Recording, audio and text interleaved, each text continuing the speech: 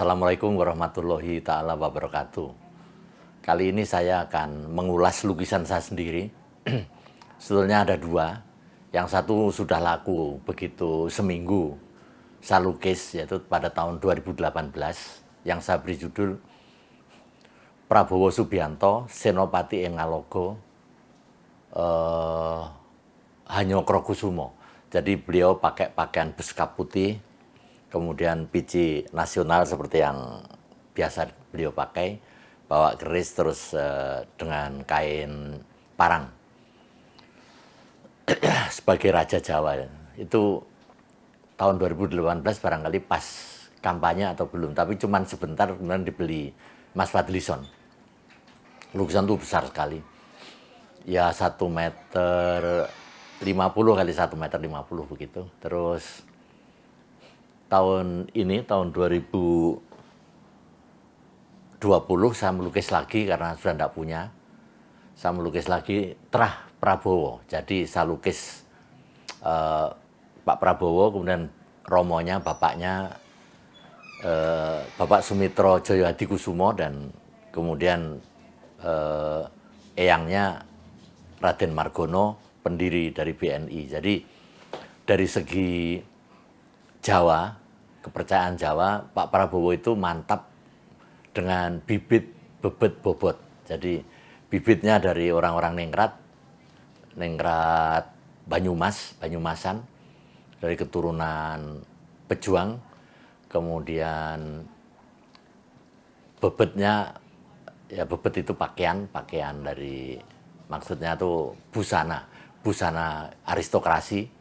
Dan bobot, ketiga orang ini, tokoh yang saya lukis ini memiliki bobot intelektual yang tinggi, yang diperlukan negara. Jadi sebetulnya tidak ada salahnya ketika Pak Prabowo maju sebagai presiden, kemudian Pak Jokowi, walaupun beliau kalah, mengangkat menjadi Menteri Pertahanan Keamanan. Tadi barusan saja juga saya mendengar berita bahwa Pak Prabowo menelpon Menteri Pertahanan Rusia untuk perlindungan evakuasi warga negara Indonesia yang ada di Ukraina. Jadi sebagai Menteri Pertahanan, Pak Prabowo memiliki loyalitas yang luar biasa kepada Pak Jokowi. Jarang bicara, tapi melakukan kerjaan. Sehingga sekarang kalau ada isu-isu lagi tentang kenapa Prabowo membeli pesawat terbang tempur Rafale dan yang lain-lain, Rafale dan yang lain-lainnya, itu sekarang hilang sendiri tentunya, karena kita memiliki pesawat tempur juga menjaga tentang kewilayahan kita yang sangat luas ini, sangat perlu. Dan saya rasa tempo seminggu depan itu, seminggu lagi, isu-isu terhadap pembelian pesawat jet tempur akan hilang sendiri. Kembali ke kesenian, saya adalah pelukis mandiri, tidak ada yang gaji. Sejak dulu saya tidak ada yang menggaji, pemerintah juga tidak, jadi saya boleh melukis mau saya. Saya melukis Pak Jokowi sampai 3 buah. Ketika Pak Jokowi Madeg Prabu, ada tiga lukisan. Bahkan siaran langsung yang didokumentasi oleh JAK TV selama 2 jam. Kemudian saya sering duel debat dengan orang-orang Gerindra, sahabat-sahabat saya yang manggil saya semua senior dengan taksim. Itu bagi saya hal yang biasa. Saya bukan pelukis picik yang kalau nusuk itu dalam pemilu kemudian menjadi musuh dan yang lain, tidak saya. Bahkan ketika pemilu yang lalu saya menganjurkan anak-anak saya dan saya sendiri untuk mencoblos Nasdem, karena saya suka dengan tampilan Pak Surya Paloh yang sangat membela kebudayaan. Jadi siapapun yang membela tentang kebudayaan, culture, saya mendukung dia. Kembali ke Pak Prabowo. Kenapa saya melukis tahun 2020 bulan Juli tentang Pak Prabowo? Karena orang ini juga kasihan. Ketika beliau sebagai kontender, tidak ada yang berani melukis Prabowo. Semua lukisan, bahkan yang di pinggir jalan, itu yang dilukis Pak Jokowi. Dan tentunya Pak Jokowi menang, karena buzzer-buzzer itu juga sama kuatnya, dan terjadi perpecahan nyaris perpecahan ideologi, bangsa ini pecah. Untung Pak Jokowi berjiwa besar mengangkat Pak Prabowo menjadi Menteri Pertahanan dan Mas Sandiaga Uno sebagai Menparekraf segala, dan itu suatu hal yang tidak ada duanya yang diambil oleh pemimpin kita. Jadi saya selalu mencatat zaman. Apapun zaman itu yang terjadi saya catat. Dan saya gambar Pak Prabowo dengan babat leluhurnya ini, tentunya belum ada pelukis yang melakukan itu. Saya tidak memikir lukisan ini laku atau tidak. Saya setiap melukis saya selalu memikir tentang lain daripada yang lain, kemudian estetika tinggi, kemudian memiliki muatan sejarah. Saya tidak peduli politik karena saya sudah muak dengan politik.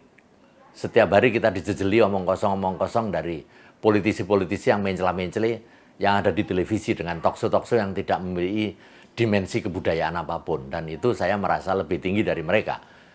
Walaupun hal tersebut dianggap suatu kecongkaan, tetapi saya sebagai budayawan, bukan budaya. Sebenarnya saya malu ngomong budayawan karena banyak budayawan yang mabuk sekarang.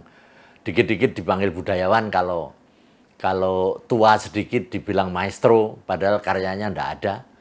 Budayawan lari sono sini kerjanya ketawa-ketawa di YouTube. Memang banyak viewernya, karena memang bangsa kita bangsa dangkal, sedang mengalami suatu proses pendangkalan dengan adanya teknologi baru.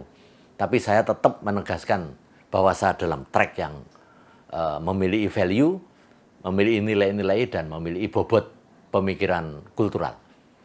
Jadi saya melukis ini, kenapa saya kasih di horizon atasnya tentang tumbuh-tumbuhan, ya, tentang green itu, yang selalu didengung-dengungkan revolusi hijau, tentang energi hijau dan yang lain-lainnya. Kemudian Pak Prabowo kalau maju tahun 2024, saya rasa elektabilitasnya akan tinggi, melebihi dari orang-orang dari partai. Terus terang saya pribadi dan saya berhak itu, orang partai sudah tidak menarik saya untuk dicoblos. Orang partai penuh kepura-puraan dan juga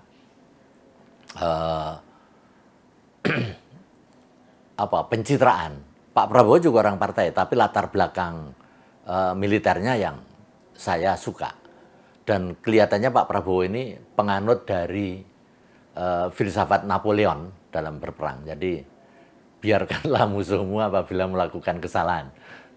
Jadi Pak Prabowo sekarang kan jarang ngomong, jarang komentar tentang apa-apa, dia hanya memandang saja, menatap keadaan ini, barangkali sambil tertawa geli.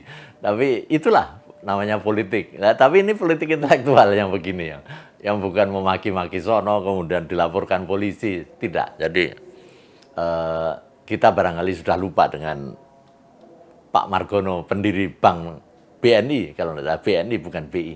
BI atau BNI saya tidak lupa.